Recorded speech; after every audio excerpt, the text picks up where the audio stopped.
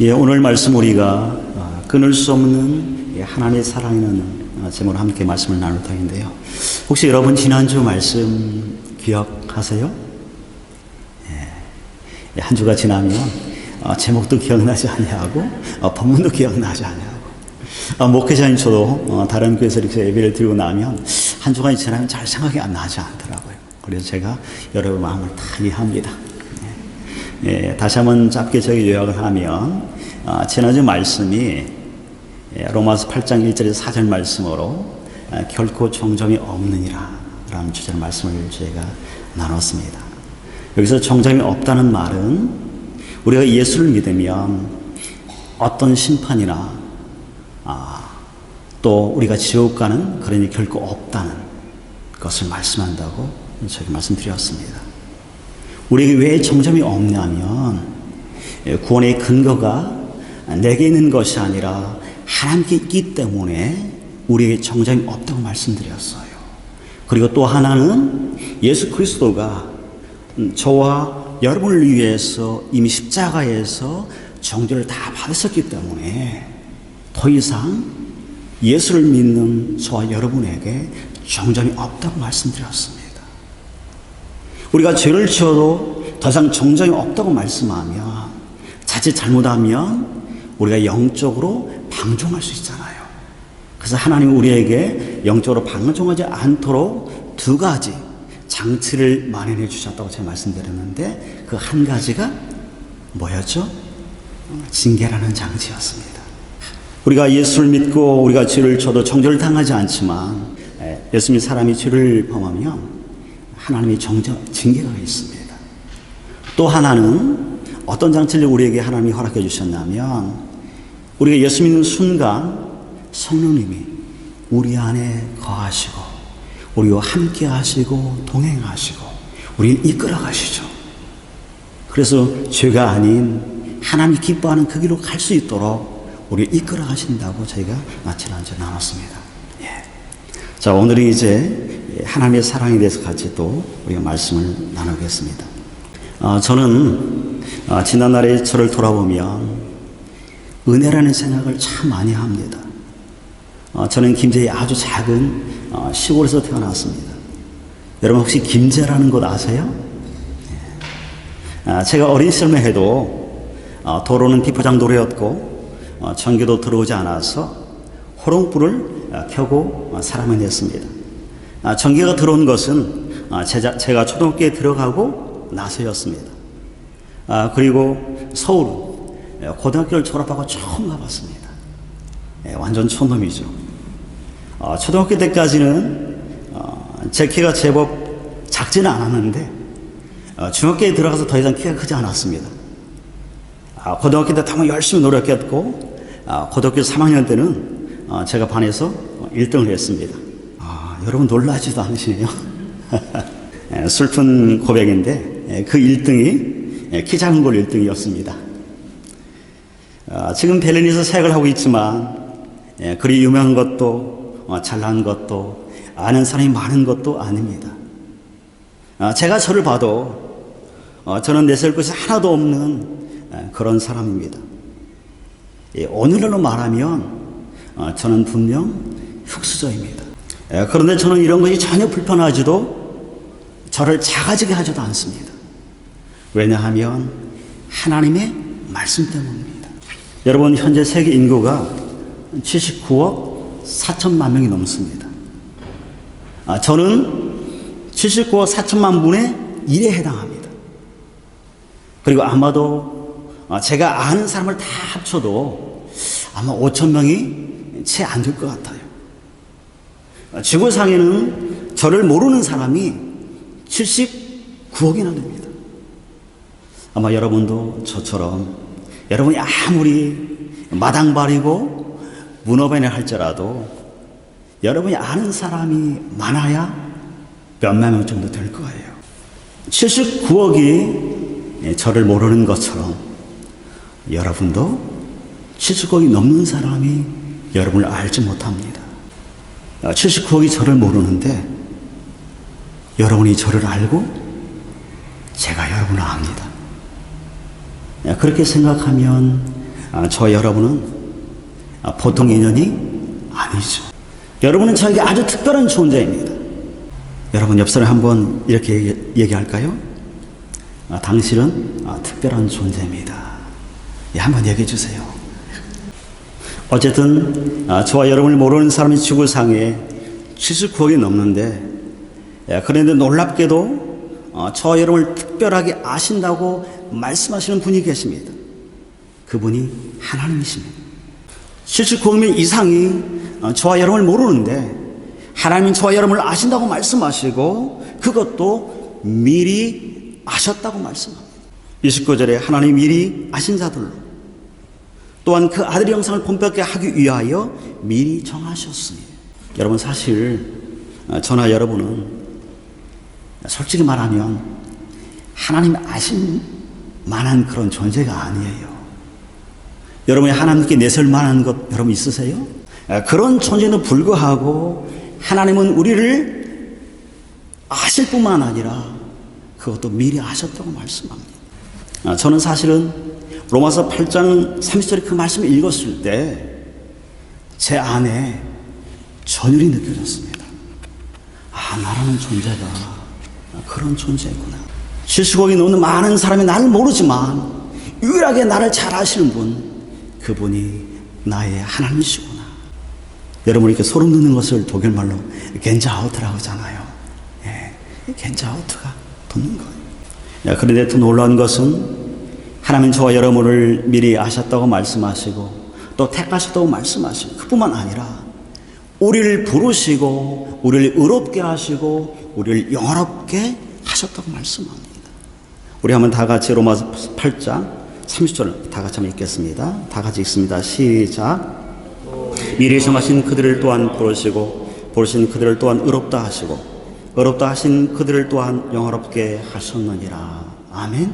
아멘. 이번에 여러분이 이 8장 3절 말씀을 거기에 그들을 나오죠.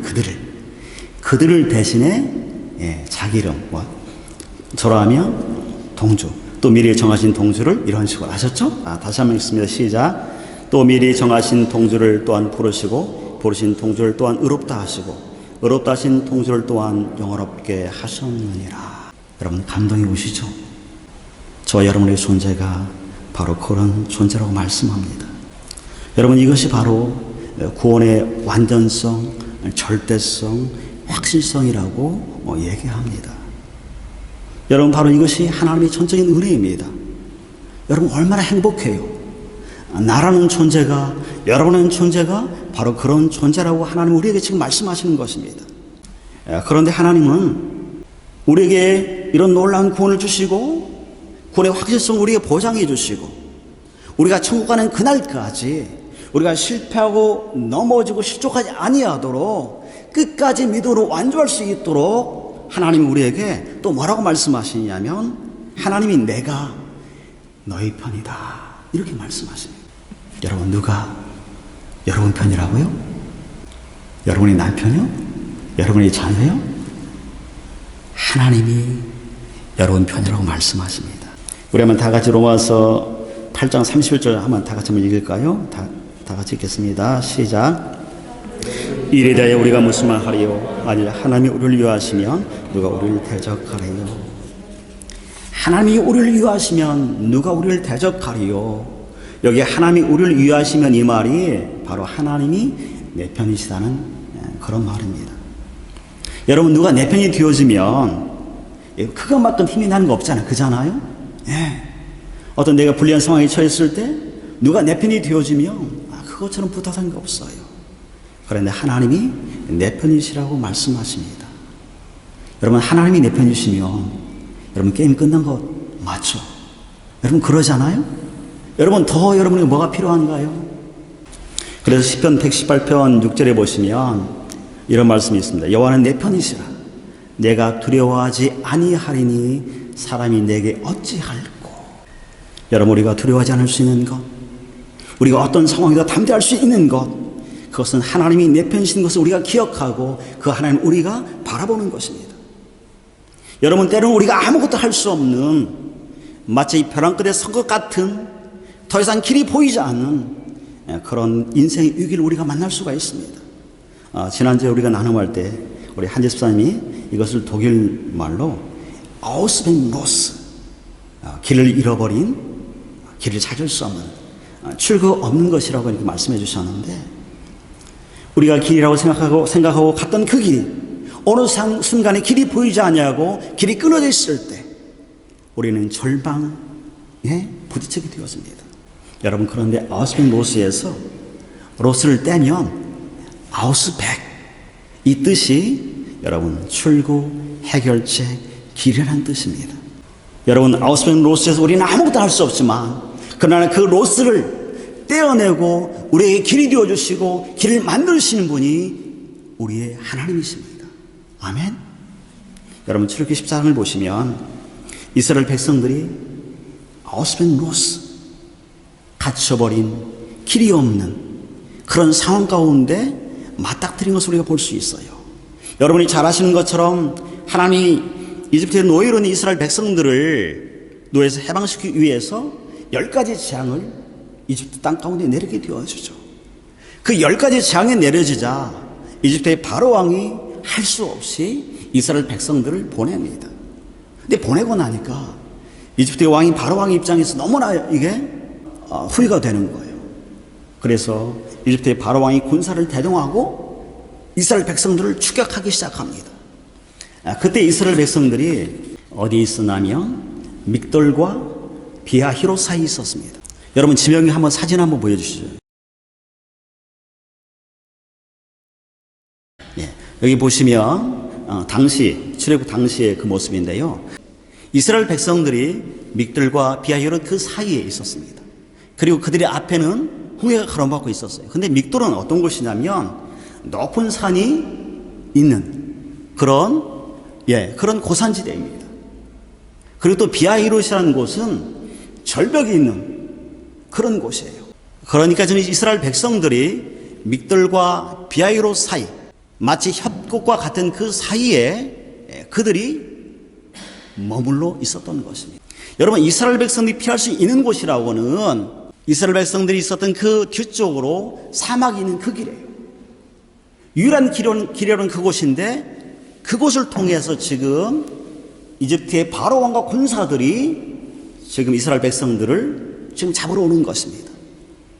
지금 이스라엘 백성들의 모습이 어떤 모습이냐면 사방에 갇혀있는 그런 모습입니다. 그래서 바로왕이 볼 때는 지금 어떻게 이스라엘 백성을 보냐면 이스라엘 백성이 지금 갇혀있다고 지금 본 거예요. 그래서 출애굽기 14장 2절 보시면 바로왕이 이렇게 얘기합니다. 그들이 광야에 갇힌 바 되었다. 바로왕이 지금 쾌차를 부르는 것이죠. 여러분, 지금 이스라엘 백성들이 더 이상 길이 보이지 않는, 더 이상 길을 찾을 수 없는 아우스벤로스 그 가운데 지금 있는 것입니다.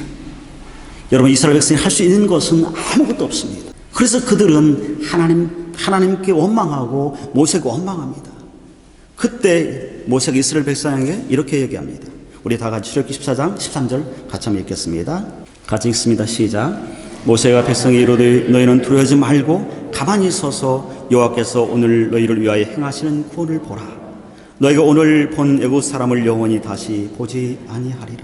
아우스벤로스 가운데 있는 이스라엘 백성을 향해서 모세가 뭐라고 말씀하냐면 두려워하지 말라. 여호와의 하나님 일하심을 보라. 그렇게 말씀합니다.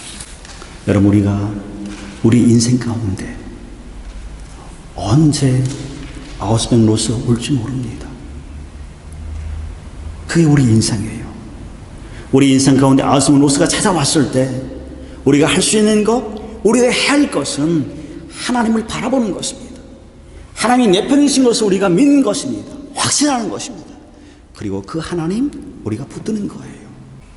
여러분, 두 번째로 하나님은 우리에게 어떤 하나님이시라고 말씀하시냐면 그 어떤 것도 하나님의 사랑에서 우리를 끊을 수 없다고 말씀하십니다. 그게 우리 하나님이세요. 여러분, 세상에서 가장 강한 것이 여러분 무엇이라고 생각하십니까? 여러분, 무기입니까? 돈입니까? 권력입니까? 여러분이 가지고 있는 지식입니까? 여러분, 무엇을 세상에 가장 여러분 강하다고 생각했어요? 여러분, 세상에 가장 강한 것은 무기가 아니라 돈이 아니라 권력이 아니라 여러분 사랑입니다. 사랑이 세상에서 가장 강한 것이에요. 여러분 사랑보다 강한 것은 이 세상에 없습니다. 앞을 보지 못하는 시각장애인 소녀가 있었습니다. 이 소녀는 자신이 시각장애라는 그 사실에 자신을 싫어하며 자신을 혐오하기까지 했습니다. 그런데 이런 소녀를 사랑한 한 남자가 있었습니다. 소녀는 자신을 사랑해준 이 남자와 내가 눈을 뜨면 결혼하겠다고 고백하곤 했습니다. 그런데 어느 날 병원에서 어떤 사람이 두 눈을 기증했다는 그런 연락을 받게 되었습니다. 그래서 이 소녀가 병원에 가서 수술을 하고 이제 며칠이 되어져서 눈을 감았던 군대를 풀자 온통 세상이 달라 보였습니다.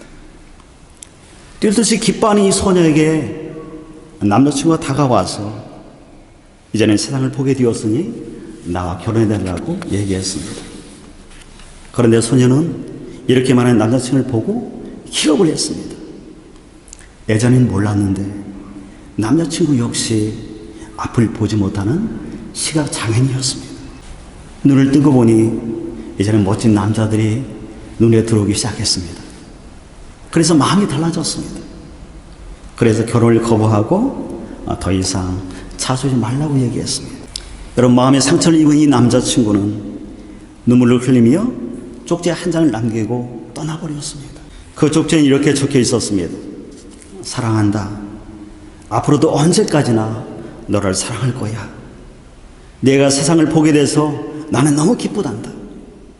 내가 행복해하니 나도 더 이상 바랄 것이 없어. 근데 한 가지만 부탁할게.